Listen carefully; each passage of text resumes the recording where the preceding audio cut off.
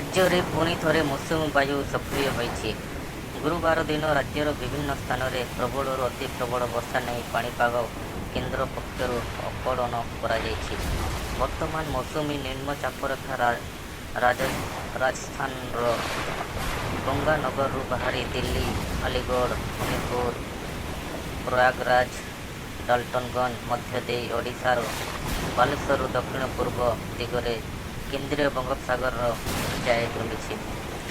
ଏହାର ପ୍ରଭାବରେ ଉତ୍ତର ଉପକୂଳ ଓଡ଼ିଶା ସମେତ ପାର୍ଶ୍ୱବର୍ତ୍ତୀ ଜିଲ୍ଲାର କିଛି ଅଞ୍ଚଳରେ ଆଜି ସକାଳୁ ବର୍ଷା ଲାଗି ରହିଛି ଏବଂ ଦୁର୍ବଳ ହୋଇପଡ଼ିଥିବା ମୌସୁମୀ ପୁନର୍ବାର ସ୍ୱାଭାବିକ ସ୍ଥିତିକୁ ଫେର ଆସିଛି ବୋଲି ଭାରତୀୟ ପାଣିପାଗ ବିଭାଗର ଭୁବନେଶ୍ୱରସ୍ଥିତ ଆଞ୍ଚଳିକ କେନ୍ଦ୍ର ପକ୍ଷରୁ ଆଜି ଅପରାହ୍ନର ଜାରି ଏକ ସତର୍କ ସୂଚନାରେ କୁହାଯାଇଛି।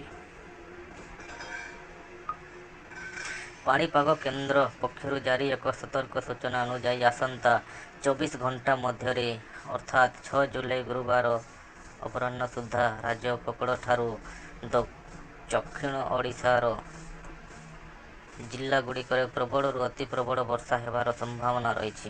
ସେହିପରି ଏହି ସମୟ ମଧ୍ୟରେ ଉତ୍ତର ଓଡ଼ିଶାର ମୟୂରଭଞ୍ଜ, ବାଲେଶ୍ୱର, ଭଦ୍ରକ, ଯାଜପୁର, ଉପକୂଳ ଓଡ଼ିଶାର କେନ୍ଦ୍ରାପଡ଼ା, କଟକ, ଜଗତସିଂହପୁର, ପୁରୀ, ଖୋର୍ଦ୍ଧା, ନୟାଗଡ଼ ଓ ଦକ୍ଷିଣ ଓଡ଼ିଶାର ଗଞ୍ଜାମ, ଗଜପତି, ମାଲକାନଗିରି, କୋରାପୁଟ, ରାୟଗଡ଼ା, ନବରଙ୍ଗପୁର ଓ କନ୍ଧମାଳ ପ୍ରଭୃତି 17ଟି ଜିଲ୍ଲା ଗୋଟିଏ କିମ୍ବା ଦୁଇଟି ସ୍ଥାନରେ ପ୍ରବଳରୁ ଅତି ପ୍ରବଳ ବର୍ଷା ହେବାର ସମ୍ଭାବନା ରହିଛି।